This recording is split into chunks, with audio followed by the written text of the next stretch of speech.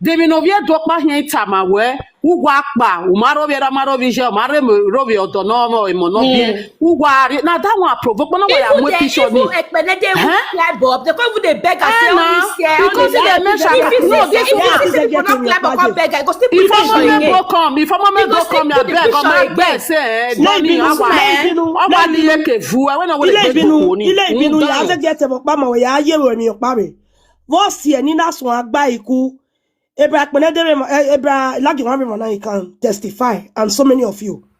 Aiku ona laga force we broadcast. Yes, you are very, very right. Ina we bo good lago yo ba. Sister, I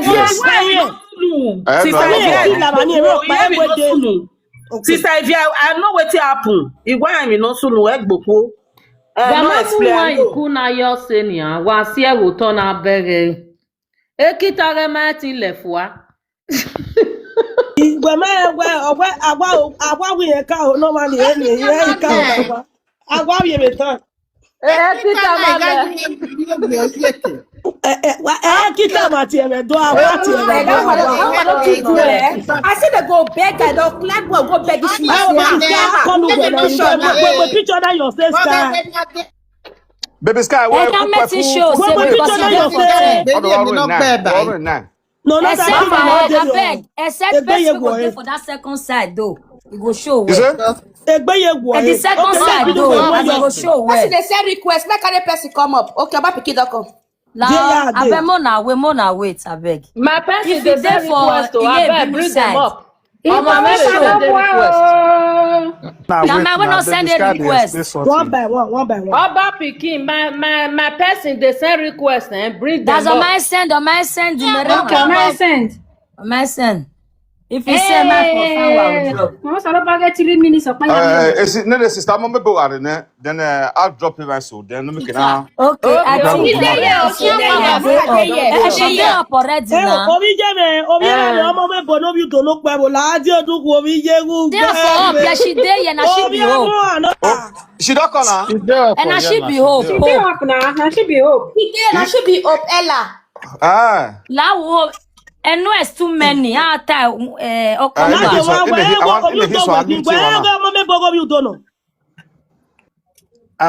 France, you don't dare user. Who be this user?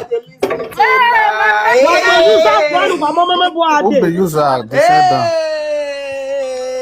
Okay, now she there yes, so na best friend yes, so. Now she be if you hope Ella na or Omomebo, hope Ella. Na best friend. Na best friend do no. Mama Omomebo. Okay, now especially now I Iwegbede. Okay, Otiye. Wait, make I put that for. You know where are they up? No, not be she. May if I be like this, so that because of the space, may I for reserve that one. Send a request here, you can't do one. Iwegbede, we reserve a space in it. Okay, follow me around. Yeah, Palagema. Fetela na my best friend do. Best friend of Omomebo no so all ya call nyerela. Okay, no wala. Especially raw. Gwa one by one wala. No, when I go or amite, you know. So wala. And why go from 6 o'clock? I know if you talk till 10 in the night. Rokwaji. Na yeah. Wow, the cat am when I'm meeting now. Baby Sky, why are you 0? Masaga who na. Akwe. Why are you 0 ah? Akwe me can one. Okay. Na camera there, okay, who? Camera there. Okay, then move it. Okay, What baby Sky? Baby Sky, camera there. Where me now when I'm now, your brother don't bath. Oh, try when ya. Hit the ground. Stop him, any. No. My queen. No. Wildfire.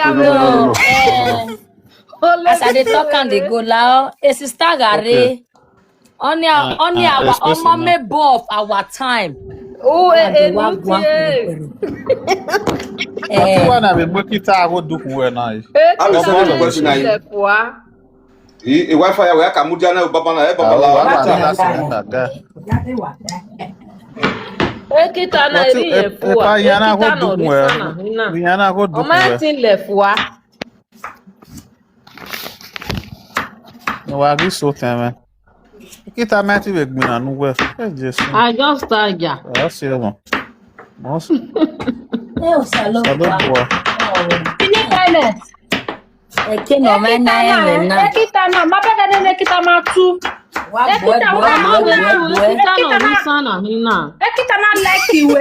Una re complain me na tu ogbo different way because o like Aiku o so wana tu. O ma fun wa ye wa go bu ya gbe. Ekita na wa go bu ya gba Aiku wallahi o wa go. Ọpẹ́ ni eke o ni agbe sefi. Exactly. Ọwọ́ pẹ́ náà ké wẹ́ ní ẹwà gbẹ́. Ekita gele like iwe ibe ya lo bo kan onya. O ma da wo trouser. Mi wa baba ya gba Aiku oni o ma ni. Iye no koko mo agie. O bo ba vai. Eme. E para de mo we. Oba magiwa. Oba magiwa madan. Ge la wo. E ma me chance ya gwa si la nika wa kale kwa here. E wa mi no sunu I think 2 weeks or 3 weeks ago okona. Down panado la a platform yoge one bad head healer va. Okona kaita. Ye. Oba magiyan. Ave manisimo segedo. And that's the son. And ya wa mare. Daya hin ina koto toge. Ina wo na. Iriwe ya so. Who join us so? Ade by mana. Lo we social media. Oh. Erika que assume a família sem lá diane. Vai gua. Dan ta fia igbo utugu fiawu fietua. See your tafia. Tafia ko yo carry you on social media. Tafia o wa muwere. E mani dey social media. E mi kele kesu mutu. Come on me. Oh, we love your money, but you do that, man.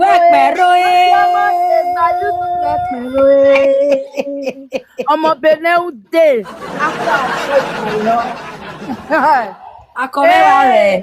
Mani wale social media mano wale Facebook. Who we might go away me? Respect yourself. People will respect you.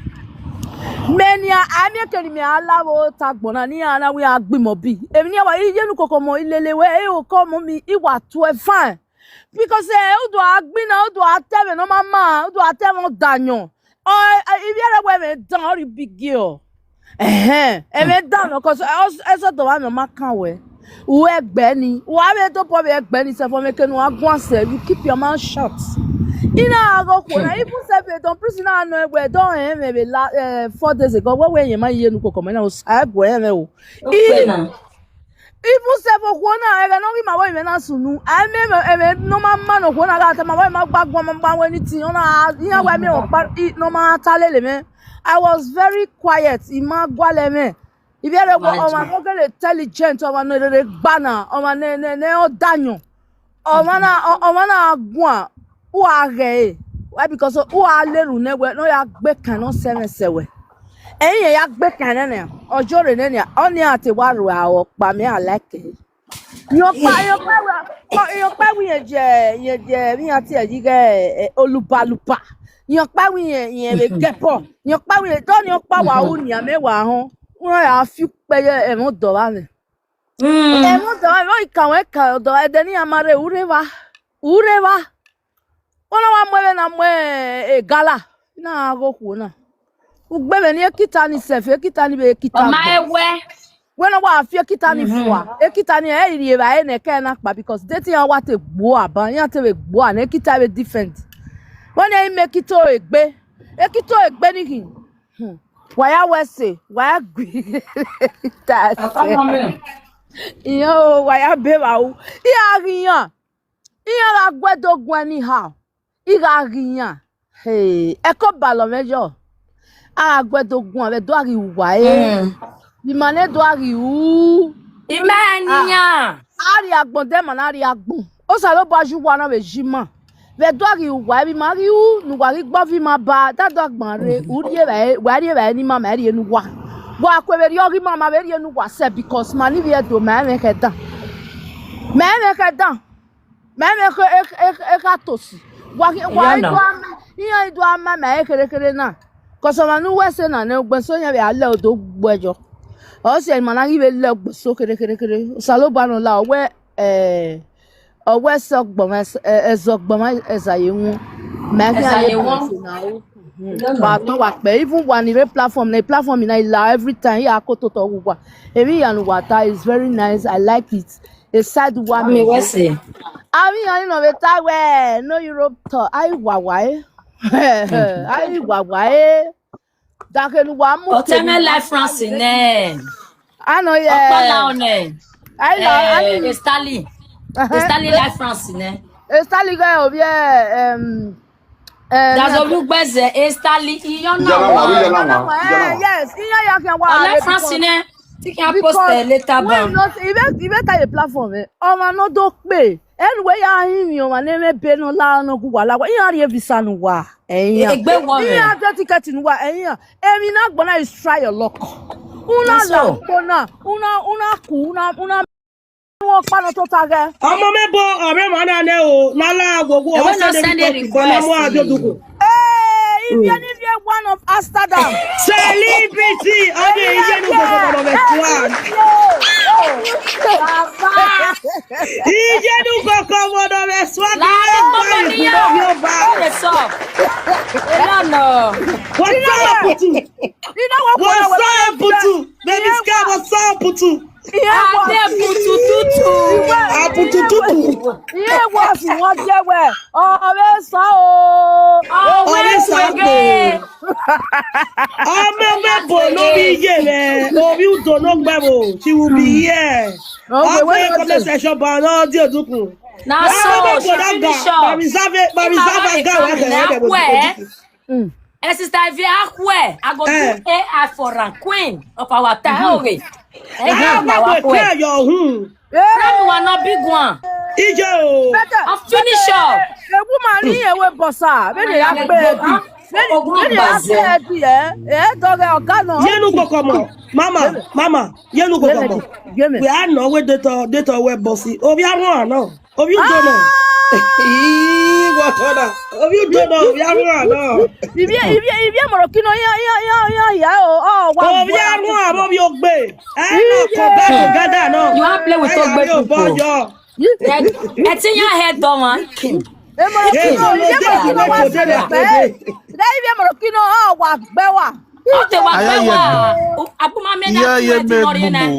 Too flat.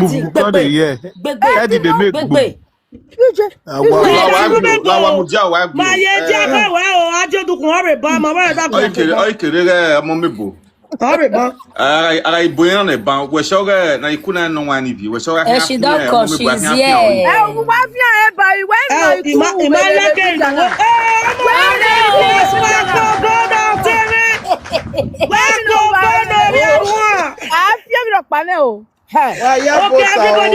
everybody build. Omomebo in the building. Omomebo ni aka.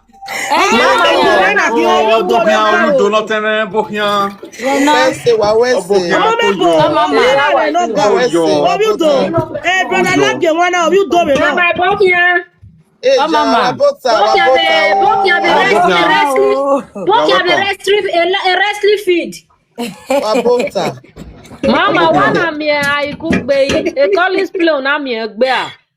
E park no. E park no hiwo. Park Nord. E park no do na agwo Ima no tabo pa no tabe mi. Wala First, Omomebo, all Kaguma Guanem, no soon, no ya, Niana ya, Gbina, Bejon, why Kuawe, my case when I be? Yes. So, Guma. Mama, both Eh, Baba Odomo, Ujo, oh, mama. Wa ya fefe here. It's like Igbawe inve na bet zebe no vie obiera me ya time ba review ni vie we ni lare na iwo ma. Understand? Cause mo no ma da na edion igbe. Aiku oka abo bully me. Understand? Power tap wala wa power tap. We ba me e mo swen no mo do. We owodo marry that is a relationship marry further or na ehinore but when Aiku ya mueve it was really too much. Even I work by maje, if now we master, this year we are telling me me a problem me ro. Egu ne ogo me, I could not make sure yin jogian me. Ina ve barrier do not baje. Ina barrier Nigeria because era of you don't know. Ije me now of you be from Ekpenedi. Understand? Era me now of you give far. From Idwe far.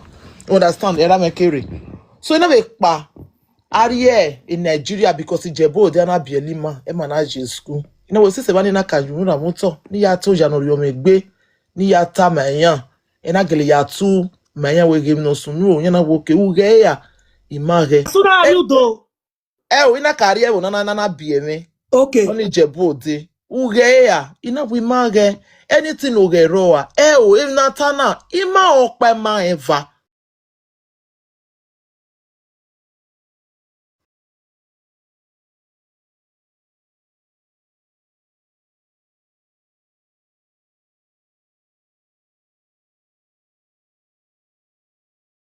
Ina muja we beta ikuma gegbegi yohome bason o ma gegbegi yohome ba for celebrity bully celebrity under 1 month 2 months of a fune ogo me since last year October veni manara ma ma gbon wa we iwa reserve a lot of things iga when it tell me ni mi evo wodo iya when it tell me mi evo ro pa ni nano ku iya ga nwe omo okwo ya omo moku o so lo bo no dey by Okpiana gbemekweku o so lo bo ajo odo no yewe na Okpiana ni won ga ja no mani because e bogi no na mu gboma ula de 20 o me ka ya gbe ni nezo ti ovio ti onu pe na ka wala jabe social media o ya me ti gbe ki ayo mo we o me di ma settle di ma be settle like abe emi ya ni ga wu me ije be rate e bo e ya na 6 Aiku na we de gbe ladian wa musani yeze ti o de 560 vo wie na Aiku ka dokere no o wi ma ti e bo se ni we de gbe ari Nigeria ni ya ve body make ka we keke on da for me we ni na ka biene iye virgin wa musano ze no gi damese o gi jeme ijogie Aiku go bun eji make mo ragbon Aiku na gile jogi jeme ona ya he poto wa me no ta recording ya fefe ya gwemi for that we take when year we we beti mari ye we can I remo Aiku pa ta na we ti ya gbe gele ibere na mashibu Aiku the video raw de ni we be mo bo we bi manari wo ka mari wo gi wa we ni marriage meria oriane ibi ewe wa ma ye gegbe yo home even ona do so missing ya o te ono yin o ige recording imama no we kan tegbe mu ma understand so who never my vana esun mana get down imate oni imame gba Aiku because then etin ya gwe me first time ya gbe na we webo after 20 something years first time when anybody ladian when ya you ya me wa here now o we ma bi yen gba mu di agbina de ero I make an ebe my ti wa be good bet my agbina understand because anga no ga aro me when you release Aiku he ka beg Aiku keke kun tori wa be go ni san ero wari Aiku ni san yes na e pari patari yo o ma no gwi me so every day on the live Omomebo almost saying ya. Omomebo day saying ya. Wa bere roni, me wa bere roni, wa bere. Chrono. Understand? Osero, mama continue. Baba, they tell me be your wife, the record you send they give you, Nivi. The record they don't want to do what damage. Ovije me lao. Ge ekema yese no egui, ye ka bo wa hot we on for where. Ona atabo ya dodo order for many ya daji. And I will wait that's that's ex-husband, or I don't want to money use the language in as husband or many ya tie, understand? Or mwenwe. But only my lad me the ando gwan when I lad. Anyway, right now we're telling no one not to rescue way. Yes, why? Because Mama, it's not well. Ona zawi in a die mama women. Nah. Only me ya pass the phone the mama when mama me the phone aji. You know we mo here to bo make by Aiku. Understand? And that's I wear na wetin no good. You wear No, you not wear wetin no good. You wear wetin bad.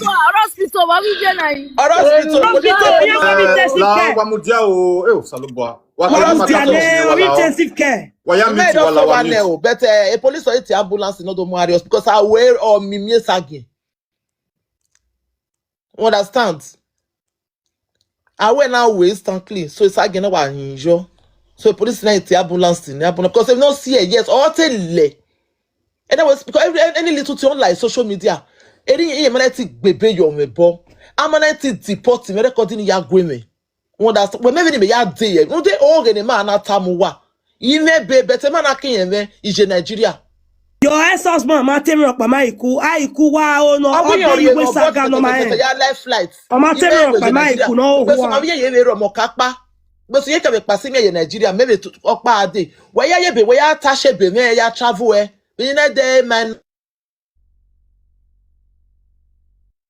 Papa mama na gba selfie. Ebo mama na gba honoga wo bi e wo eti mo travel. Aiku ugbe. Eni na ni what na we ni okpia ota me bet me ma vu ni okpia.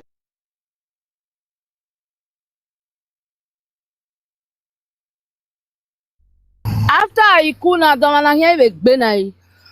Bia ka ne obi ba no tane. La gogo obi ba me no ga. E kan ni wo. One after the other one. One by one. La gogo obi ba me. Ugbe nu we gba Aiku e. Ovenu pia e, ovenu ko e. Awo pia so e, awo ko so e. So ko na we ma so e. Use awon ya ta me gono. Ugbe me ni. Yo saloboa. O ma ne me ba me ji o ma ne mo ma agbe ugbe me bi oni nu egbe ni ugbe. But o ma ka bo gbe o wa fi emi. Uyo bo kan wa no ame ere. Ugbe me ni ehedini. Ugbe gi va ehedini na Aiku no wa. Ni na this way. Ehedini ugbe egbe na ni. Ya this way. Ma press the charges ma cut. Why? Because it prove everything ya. Yeah, what we women. And you have a good network get as it be. The thing was too much. He didn't want me to put your talk. The man here. This is what here now you okay fine. Then what you see what you make be. We say depression you make be. What so long on you make be. Make come not depressed. Make come and you metis you you be.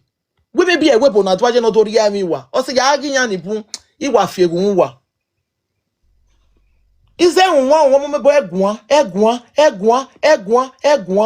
Kegwe kokoko iwa ladia meye ya train. Meye ya train ni ma pa en fa we mo kun yan to. Ori me na ri ko ori me na do da mo pa ni mi adaji. Ori me wa mo ko do va me wa. To ni ye itaji fo go me na wo kun mo to. Ima do ma ro pa because if you work ani mo pe oba no. O meti control wa so o se ni man na ti do I stand ti do ri eni no wa yo bo yan ri ya wa yen ba Aiku yan me so yan gbe ki e gelegele yan gbe La mama, okay, continue. I will not go back when a man tell me what the matter maybe cut of hingari when about a case I prepare say I will tell me Baba or legend bona where not tell me wrong because I will come back and I think even a bad year, you know. When I or grow a baby on why you know can only sign already video Lagi wana wanda. Already video. Yes, it may not be Philip. Yes, to the girls, Philip. You know, guy. Only sign. If one is sign, keke. If you when not say now, Social media. Mama Mudia. Lagi wata no we. Iba no because eba me malaki rumo so me do am ai na rumo si tian mi na wata wa. Uno tadi se. So what we say? Then nobody know what no wa no. Mama. Yes. Mama. Ma. Gladys Ogwana, tie Frances. Okay, Frances. Gladys, Iyebo. Wow, tough you me. Yo, where am I going? Frances. Ubai kugbe so yari mo. My sister ni ya o me awu wa ya so e. Na. Then dey bejo ya treat me. On that is it's so marvel that is so ni ya we man we based on say I come from another country. We need the mami o ko mu re now. Ona ya mu make a country already. But so ya ke mo ma Africa adie we bo. And this woman Aiku, mama, mommy, uji no heke wa ye ne. Ayo gagbe wa o. Okwe Daniel se for it die emeti here. He make sure we ma drop payroll lawa. Tanyo bi ba me la gogo o ti ma be la ge wa no you do o se TV one e yo ni we na Aiku ya da ye ikane la gogo be da la ge wa bi one e yo ni. Oh me ugwa be so e. Remember what here video. All live video. Oh teme. We look about trigger me baba. La video me no ya wanyo ne mo ga gwa me la video. Baba like the then was again and them now. Mama go ahead. Look about trigger me matter woman now. Okona ege mage. Anything o ge. O ma se zo ye. At all. Understand? I kwa ya we live video re. Emi view. Omo na ye ni measure ne. Wa no yes, but sanwe ha ge, anwe ne ha ge. O wetin ye ladder to gbado trust. We ladder to gbado trust. Fine, we right. But when na ye no wa do trust, na wa mumu do trust. We na ye mo boy ya agbe me. Ina be ye gwevonu, okay. O we live video. O we iye wa re do gbado trust o yin ya live video so we live video. O ma be ye ya Omomebo e. Oma be ya Omomebo e. Omo na ye live video ge egba. Omo na ye live video ge egba. Mi o dekova. Domani go ge na. Aiku. Wa ba ye na di. Omo na be so we me go ge e past tense e wa rita. We na me go ma ba me as di ma ba me as a virgin. I ka be biene o ke be yen me. So domani me go ge after marriage when you are here ladian. Or in a conversation my work we have a phone or anywhere. But when they opinion no na me can we no real ladian. Because I got failing there, I wait teach mama ke or mama ke bese. The teacher fear makire. I fear makire, or you cow, you pogi or you pogia. Una no wa condemn me. Umano ya total no find a solution in life away. Remember only me go ije reserve a comment me. Oh, tell me we want to woman there. Tell me you're my sister. Woman no ma ga me. We want to Aiku no so. Ya tayari proof ke. De eni me mie. Emi na win me. E ono ga re gbokpia. Iki akiari mo matama me. I dey you be married na do mi o dekun na to find out a lot of things. I still kept quiet. Aye guwe aro. Don't matter no me ti bie me na ni. Betina ye be nwa aye na me hia. I will not push me na push me. And ya go here ga re proof ke. There mama we no be ayen me. Ya gbele lot of things here because with a proof because I me like ga na re ga re you know. Just when you are damn the man deba man na. Ya fi we mo we. A problem error but a man o matter matter. O se na gbona logo na. They don't tell matter a matter no ye here. Me we no dey difficult me matter no ye here.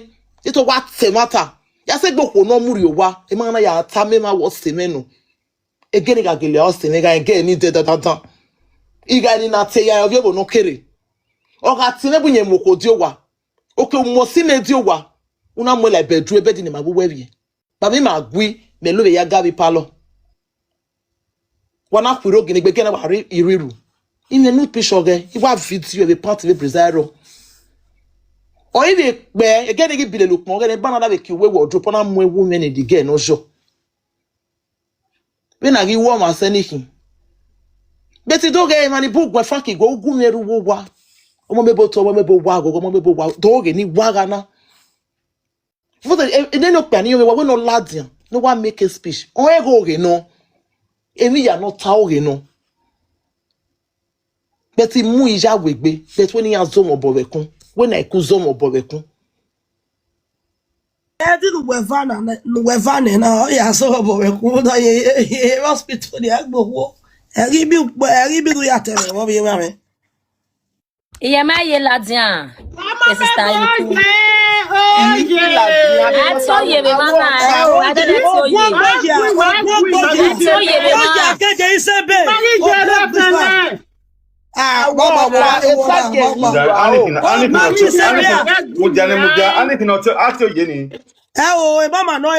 Mama lovely, mama sweet. Mama sweet, no. Mama lovely na. Mama sweet.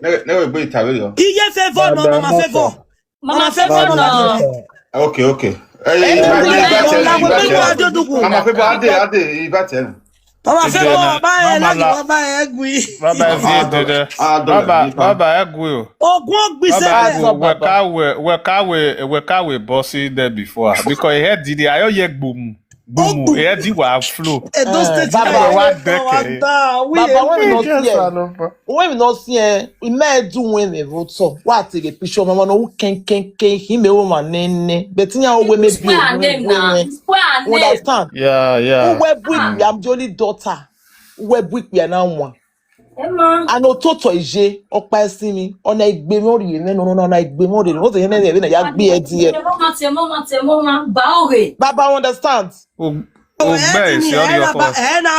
so there we now one the thing only agbina if one be ani we message yen o ye gele mu memu dia or logo bet just a man like igbina Oriana anyone yes Oriana anyone bring a personality on down understand one and is John waking oh he is 30 years you understand going to 31 now o we ga gbin ni we kita rin gaje ekiti yo ga si me vi ye keni me na de ekita ba si we wo mi ba me ekita mi me tan o ma le ekita le ekita mama me gu ekita ma dan no na baby sky ba gu because ekita e die ekita no gbo ma so ekita no gbo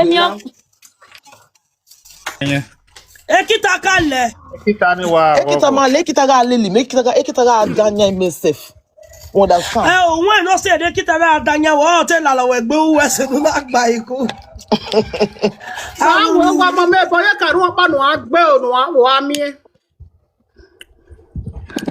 I know wa mi ta mama la wo go me hin onu na bi mama na ni ma we opo mama la o ma iya gba oke jerry a o wa e noro akon na wa dele ko àwọn me bo ade gbegbe o e gbe we no see ori ma be star ekesi ma we or close understand iye ti le gbe star when I don't wait at the opa I don't wait at the opa understand no say na ya tiebo no na lad yan wetin ge ona we dey drag omo be ya mu ebore to ma ge wo wodo so o stand by me ni gbe wetin gele o sikeme iyo pa ma na omo do really go ve mama wetin gele re understand so Esther self so it's sharp thing na yes we dey let's start gbina so all careful just be doing I support you I support you yes let's yeah that's nice pa ika hin gbe la gbogbo daka to na e free do ma no ri free ma da gwa gwa beauty la gbogbo la ge wa baby sky la gbogbo da gwa yo do gbe me ni Omomebo ka finish na we don wa moto no okay my true okay na no ta na wa re no ya kale ya kwa so lo ito ka true la kale ya kwa Omomebo ni je igbina iyo mi gbina and this woman wa damage you know there wa mume dede waiting na ijo mo hin understand me gwada no one ya wa be yewevo awa be settle be bani understand mati okay gari the next cafe gari yo go popa wa be yewe e many wa foverio because hotel la the last we do agbe me no yun o wa mu ememe wa mi no dokie gari a blog akpa blog wa mi o okay wa here address me who address me as ashawo but he address na ladia o ye pisho wonya do wo ko no rowodo but wa here address me o ti ma ashawo then he address ladia wo ko no iro wodo my boy just like wa enemy ya fo understand I wa enemy ya wa end peacefully iro wodo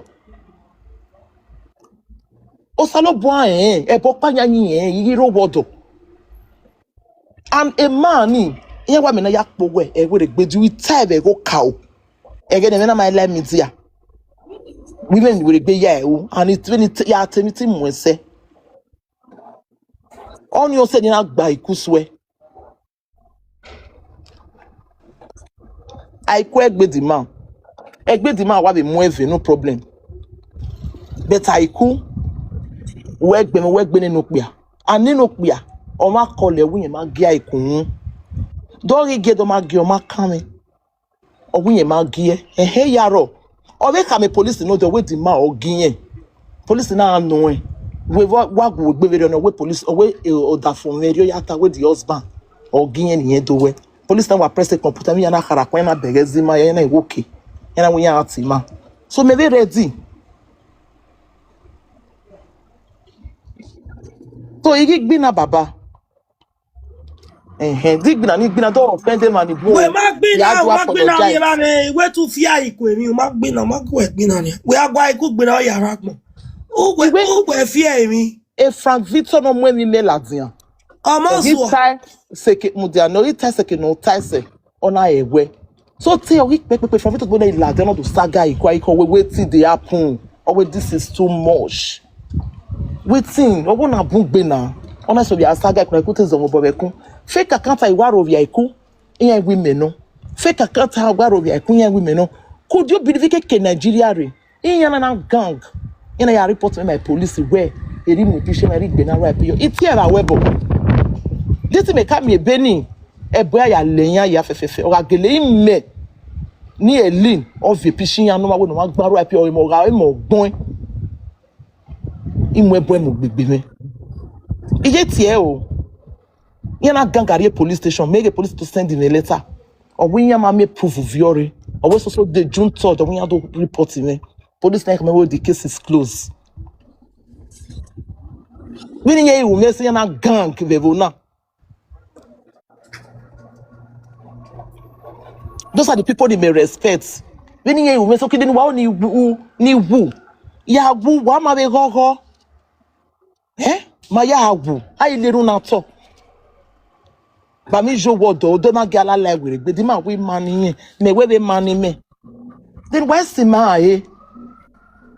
na ye be tada no pe ma la mi di adogun o ma ye gegbe yo ko rian me Kelly, na my person, you I beg, Wahala. Anna, who be your person? Who be your person? ije ye bo wa zo mo bo be ku na where the person dey talk. Emi ma opa eva amwele lo rian me rian but when the man ladian no wa do tai ti gele ye ko so yen onu ori ekwe na sa de no do tai de no mani google no ye ladian dem go sezi my vawo wa ezo ni ya gwina baba e bedi 3-4 years ago ezo sunu last year bedi 3 years 4 years ago a family ya na agbon ya settle ene even me net way a marriage end because at time we fight the man a man now stable vision ni mesini the video yaro e sagin o ni yari yopon ina fringe opon ina ya degbe ohun o stable vision but yamagi tie video I wait of vada fun won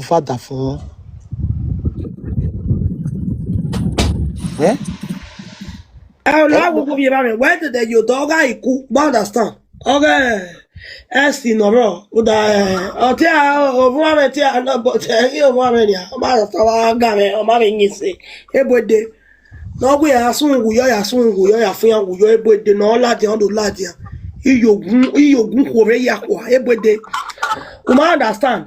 Aiku ikebe gun la wo go no ma be gun. One year platform na sky. We gun. Gun yo imeke itemi ni ata. Uda iba bodo like we egbe be na. Debi me hia itana ate ya ne. Ugbe na gba iku, obi dog gba iku, obi dog gbe. Ogbe say 100 iwa no. Okay. Ogbe say because okwo na otalogbe. Even though I think 3 weeks ago, or where yes, so Inyana wasimo segedo, Obamajuwa, Onamajuwa, Eriona, Ogwatalo. Even this same matter we're gonna. Oh yeah, we are ta. Everybody don't rest Okonama ewe. Edegbe ota. Riyeme good. Riyeme no na. Omomebo na wa. Omomebo na. Yen de gwan. But my win na he. Ah maybe no matter we gani. We dog pa ma yen no wa re ni. Edegbe ma yen ba ni ya be dem. O to make a platform who pa ni wa me live video ma edegbe iru ne. You ma understand? Aiku aiwaze who amogima. Aiku obe wa ye. I couldn't describe when you are bottom and Omomebo. Okay. Ana do show a character. We are one Omomebo, we are one Bishan. Omomebo Vadi, yo. I go a hospitania. Oh, what better, oh, man. I told you. They are threatening me, police. What's the way? They via because yeah, the one of you. No one say no ma feke ya. Eya iwa daladian. Omomebo. Can you marry or can marry ogi? He dey replay ya. Omomebo. Waiting. Ima uwa mi rokpa. Ima ni uwa e. Don't vision uwa emi. Don't mame uwa emi. Better imo uwa e. He a trouble person. How many years ago baby France ke do one of the Bejo na relocate adi e Bejo. Aron pa we no wa ladian we ma vinye gbina ni. Magui yes. But we igbina. O me sunu de. It may be not there. Larry, name every one of Deutschland. Who was Zua? They know do people. Yo, who could work if he said be. One many bad comments. One many. Yeah, one. Oba Piki, when you come, Oba Piki. Who was who not do people. Yo, who work is said be no. Our bear, our big you are. Oh, you're good. The boy, I tell you, why. Huh? Ivisa. Maybe Shokoye. Hello, Serpent. It's any more racing. I don't know what did happen. Hello, anybody know a question of how not in my, why not? Okay, back or say. More than 100 course in any medicine receive. I bet why not? Imagine me around one people make my way. No, Agboya, Edio, what you ever support your mama, you know? But it's too much. We are 100% support. Imaya waruwe yeke. Aiku. Kakaba. The beginning of Ugbeme, wanakina, sister on her bue, or about her the bue. Stand your bue again, or I make the bue. And I'm never walking on men, way walking on sa. Why if your man, why give me respect in the bue? Oh. My sister, I come back your man, of your cano, or my call your woman. And then of your cano. Yes. Oh, you can cook your man, call your woman. My care your woman. I should be late 40 or early 50. Yeah, early 50. God forbid. I come your cano, I come at Jimmy. I quite maybe 1 year or 2 years. Oh, what? Them you start with better way. I cook on my car, your woman, not be saying I should blend mama fly. I cook is a small girl. Baba, I hey. We never why your man now. Why beg doing sorry? Why again today? Why again on my care your woman? We know you have one self. Mama, Pablo, you away 49. So who is the child? I'll make your man. So they talk about this in a saga that time. Not be lie. Why go away? I quite so me want to Aiku. I agree. Awe no rami. Mama lovely, who Mama. there Ikunia? Mama, Abe mu di talk and don't do now. Yes, I don't want your Mariana. I marry her. God forbid. Awa mu We dia never wa progress agree. Mama junior. Omomebo. Omeke wa mi na ka mi gbe are e woman ni. Baba, ihia Tori. Zeve no piano rien mette do me na. On the African shop, you understand? So man do ko operated the African shop kugbe. All the do me. You understand? Oko na me guate maybe wa woni wa take no mama no ro. First time oko na me. O wa show love, o wa so ya mu. She was really happy. Vo go happy, no that way opiani do one man's wife for ka gbeni. Abeoya ho install that fun re wo that fin. Understand? O ma ya live. Orin ore demand. Dami orin ore demand yo ko obere. Gele welcome. Ye welcome ni. Ore pepede. Ga no. Me na wa be the woman na. Na wa be accept e. So along the line, ihieto okwana do wunye need to yan gumedi to na do gumedi to. O mu eto ne zubu o mu. Ona we yin mu 6 packet yin mu na many packets. Ina wo bungbe. Ona we yin ya mu. Me no ma gwale mi oreji eri awene. Ene we koma wa to sa no gumese inu bi sia we because I do ge mo elo we mo ma ne mo alo. Ne be do we ti do yin to ivio. I ma say yafo. Ona gele tota. I don't need me time when I even live I ma ya ma wa ikugbe. Awa bi enjoy wa we no even wa me no wa declare. Owa bi delanyo ma ya wa enjoy ikugbe. So before on I take about 200 euro or marry home. On don't know all the grant. Jemi go ni. Even not to madam. Hey, me ya train now because me ma be easy video. Understand? Even not that way me tell me you won't die. Because on yati ya me ya train. You know where ya me ya train. When you worry you na wa jiniji. Eto wa ro pa mu me. Edi me ya we. On to read the money. On to read along the night wa anya. Owi yan riye di ma no gbalegbe yan ha mo gbalegbe kini di ma ido iwani na ha ma wo ga danwon ya ha me we un dan no try the no gbalegbe. Understand? After then o marire o na aroge me ma do de ko gbebe do pa ma kian be Chinese food o gi mi mo ha nenu mi oni social media na ona meeting. Understand? Oh, mana wa be gbegbe na ma hian we marriage ma na o ona agbo na we o if no gbera ni nya wa re nya wa wona na okay you are invited e mo me na do to ma me go okay ni ma forget me ya e mo me na do ate anu Aiku bi ate ti gbo Omomebo mana ya gboge bari ma wa ya with the matter na you bought damage me na be die je na forget that do na mana be hian o ri ma ona re the marriage even after then you be marry me ofo ezo iro nothing.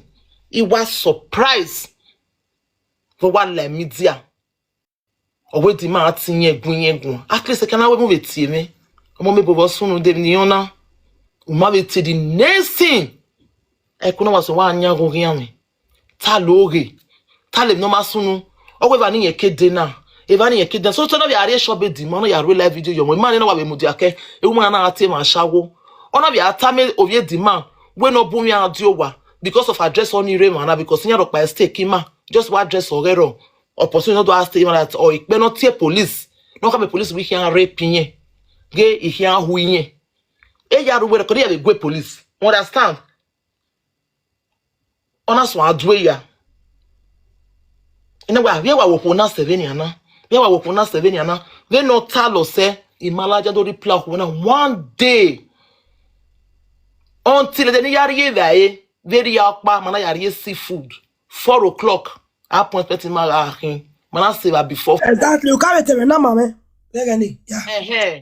Even yesterday man or tell me no rain mana in mana sani before 4 ye ma kwe ni malao mana do okay nice view ma wa we video be okpenze ba mana we video ma dey ore no dey ore me wa after 2 days abi the next one wala the live video baba a video ni we ya go me fun eri ebo ise eri Wahala ise eri agbera gbeje ise ije me be wa we understand owu ni imelele video de baba ene wa live video na de mo de na wa Aiku do oma sisu wedu agbi wa mu me fieze wa ni ma khian we package ri wono na ni madu ya gbi na ru me mami water house ru mo no na ene wo ma Wednesday 2 o'clock ga mi egbe because me aje school be Tuesday me here to do where mo day school me Wednesday 2 o'clock o egedere Wednesday na arrive ni na live video ina stay 1 hour mami ho na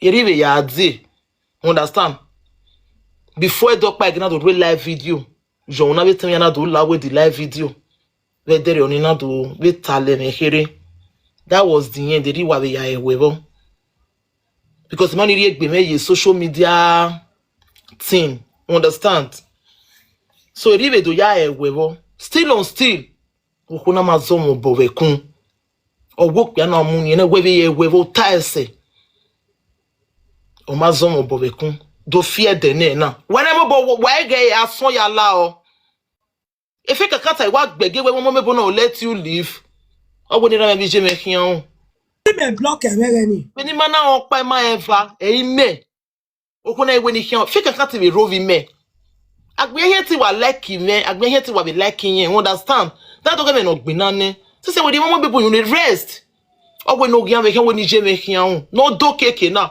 ina we o izobo and he activity mwese o see ma we makara gbebe kero papa fun ni wa witani Okay. my brother like you what's it? ya de get me pa ba we Okay. won ma no e mama we otima na o vie ma me na won e bejo Holland we ye maybe u ka ye wa ka be ye bejo de the woman no me the biggest restaurant in Belgium. Wa na ti Lizzie K. Uga ye restaurant oge. I make it total you we. In hand the nation, but in my hand the person. Lizzie K. Okwo ni e fi oboya be no ru. Aiku na mo okwo ni latia. Ona do tale no ma ye gbode ya ta lo gege ni ye me fre komo so oku. Ona ya ba ko ni oge. You dey hatred no me no teme. O teme Omomebo o ma me no bi Aiku e o. Aiku na weti e hia sun wu ye mo e. Aiku we me ma ni bi do. Ibi e kofia. Ma ise gbugwe ma wa ma gbugwe mi na. Ofia bi agbo e. Wa sun wu yan wo go me my brother lagi won. I don't know we no oga me. E din aka. Beneath honest. Beneath honest. Well, we no oga me, but go ahead. Mama do why ya mo kra we no bi am we wo to. I say big na they may be your marriage don't want like if no me there why agree why Mama e tale go best Eyi get father teme. O best me ni mi ene ni gbi na we me ya father. Okay.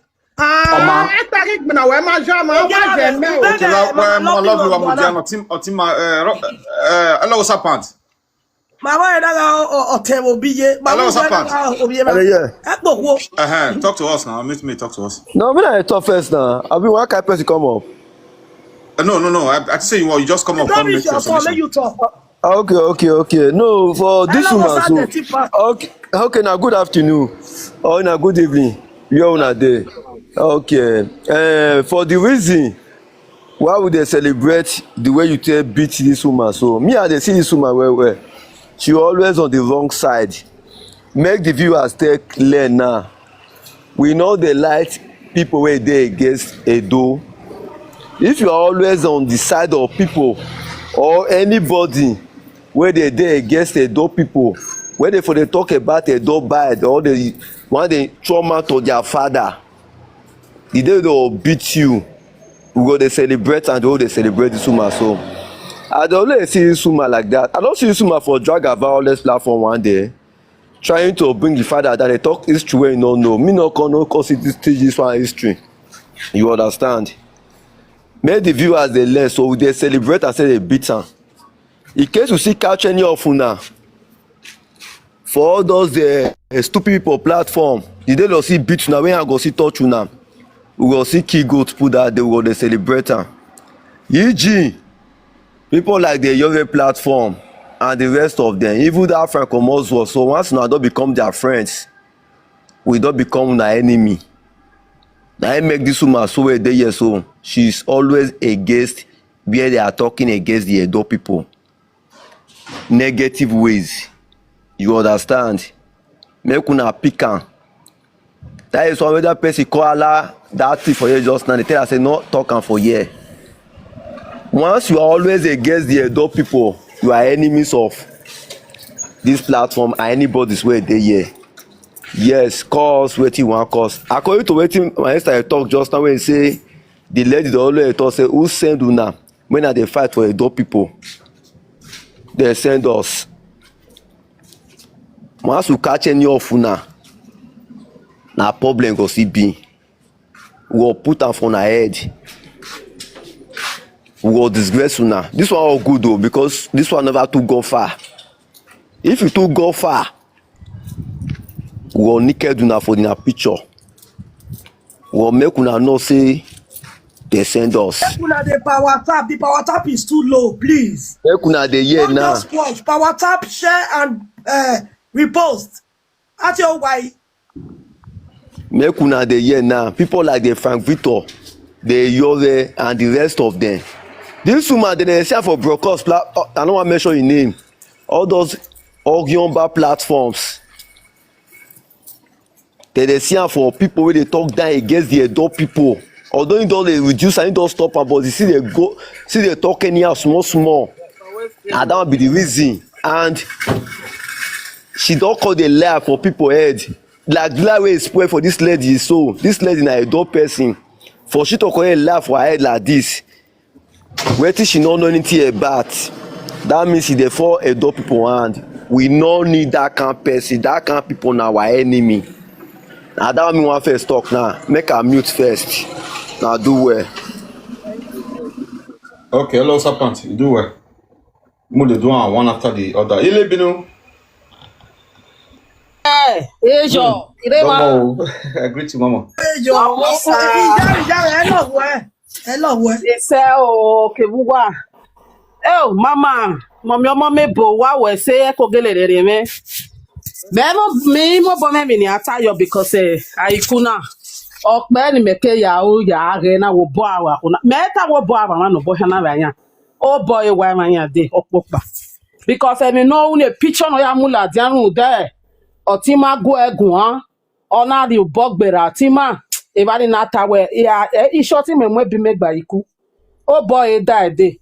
Ugbe me ni wa me owe na say just wake up and you enter social media you je me ga Iku. Get pe ron yeke. See sweetie for yansh, I was so happy. I was so happy. Yes, he want me the sweetie me wa for me. La ile binu continue la. Mama me bo ga sweetie no tani. E ma fana like cut where I think defender sweetie gelero egbe. George Giki on this and okay. Oh, wow, memio. Okay, ma. Ile binu go ahead. Egbe wa go mete me. All you know gba lo mi sa. Oh, wow, mona go watch the video. Even me ga go na we ne nwen lada. Atempa na wa me no e kan ibe Morokino ni ana so. Imama not ibe Morokino ni ado rescue Aiku. So for me, my sister, I'm the happiest person. Because of one ore to agbe. Ere amagi ma good and fine. Eti magbe nane do imasimi osere never ni makere. Osere masimi omoro paro no eti gbe nanu wa no kwa osere asimi. Asoviedo from Uselu ne with your back. Iwa simi isi mi like no huwe no ya hu so Aiku wa mi ya la davos kito ula wa eta si wa be hian man wa be ari jine gbuwa eta si me surprise Aiku me say 50 years. I'm so surprised me wa on ba mini Aiku o ma be say 4 years we ya din me we na wa o wa be ri winere mo ma gbe mi na mi e bo na hin winere na mo ma gbe mi na wa mi e na hin.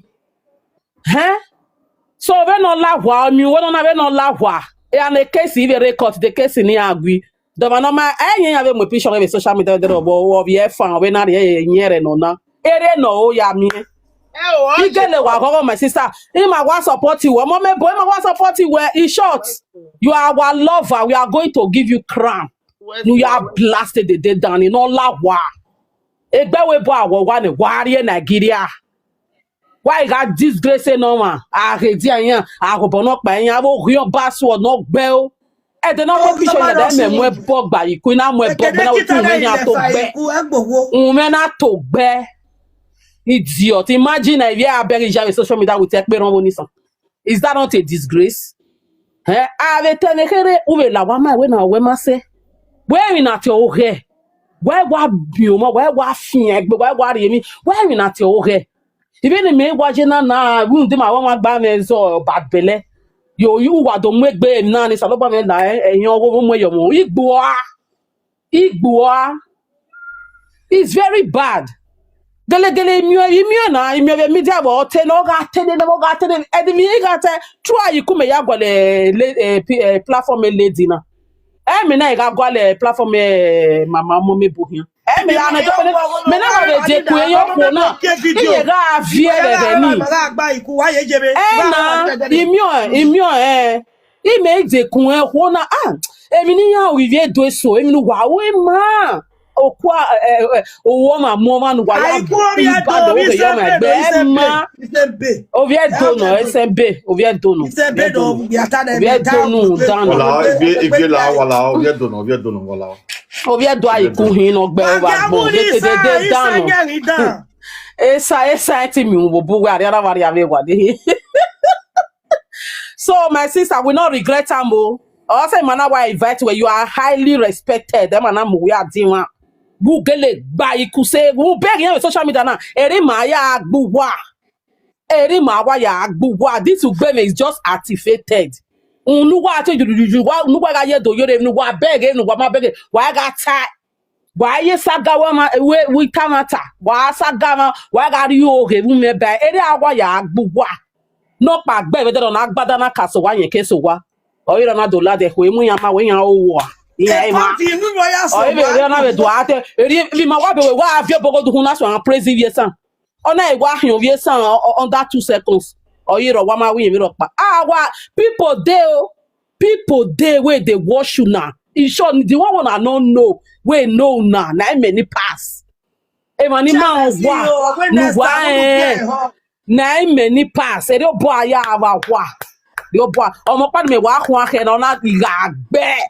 Ina gbe make sure wa video amoye TikTok wa gbe o wa gbon no ere boy like o yan to agbe e ma pare media be na ya mu vie dogboto any bu wa hen. You can never see them promote their culture. You can never see them talk about where they came from. Who be me na at least who be me no ya attach yan where ni ya shop ya 2 years ke na ke pa ero be ni ya mo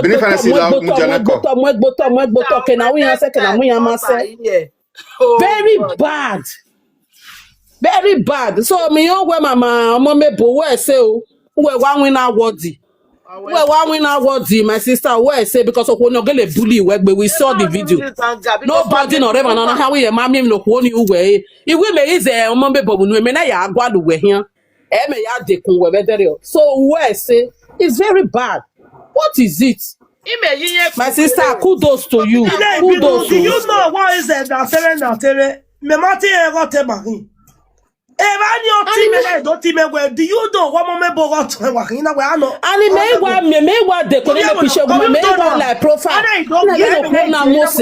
that was last year. You know what? You know, we no one Moses say na ya vie picture na why did they do? When I mean what I am very you do so mo boni amugboto ni go vie kia. Eri oni ve ya gbe ya ko mommy Julie London na eri oni ve ya ko biere la wa. Ave magbon na go ma mi eri yan ni wa mo you know Zion ya. Very bad. Ma pare social media. Me demi ya tie boyi. Demi ya baba do tie boyi. I don't know. Who we do wa hin we? Who they make those people promoting their own people? You in short, it's against them. Umiya we to bring that person down. We must bring it down. We must bring that. Enya wa promoting here. And even know what damn it, well, okay, we see they get calamish where okay, something you just say our power be good, that's the way we hear. But already cannot what they say, even if that person don't even apologize, you just see let go and move on. Papa wa ila we gbe. Iya ga oni agiwe yimi. Iya ga oni agiwe mi. Very man agiwe mi no ri yen so to. Very hatred set of people. Ave so wo ge ya. Obi we mi nu ve ta hero ta no ta, but we move well. Mute par Iya ga gwa de keni ana mi egwo hun. Obi ko ga wi yan mi dan yan they forgive. Obi to ga wi yan mi dan yan we la yan forgive. Ilé ìbímọ wọn lọ wọrọ ilé ẹgbẹ bóyá tẹ ń wọ́n yà la le bi la wà ná. Abeg make I round up. My sister, you are highly welcome. Oh. You are highly honored and respected. Do what best say. Isha otuna ye mi ona wa like cotton no with a big bear. With a big bear ona wa like cotton with a baby your body. Where say mama? La me tell me ati taban. Ega no obi no wa gbe dori na is it backmark. La augment yo ekperon wa aspect le augment yo conversation ekperon mommy ije me ni ki dede no mommy back dede la we no augment yo ko wa ti yeki no e support am no big support am yeki no dede no abi oga la augment mo yo wa mo dia na 1760 something there oba pikin mi te sa di we na Ọgọ agbedo. Ebe no gbon yo ekperon. Mommy back man come on me. I go next person up pikin be le bi no we finish now. Lovely you know igwa. True ne. Next person.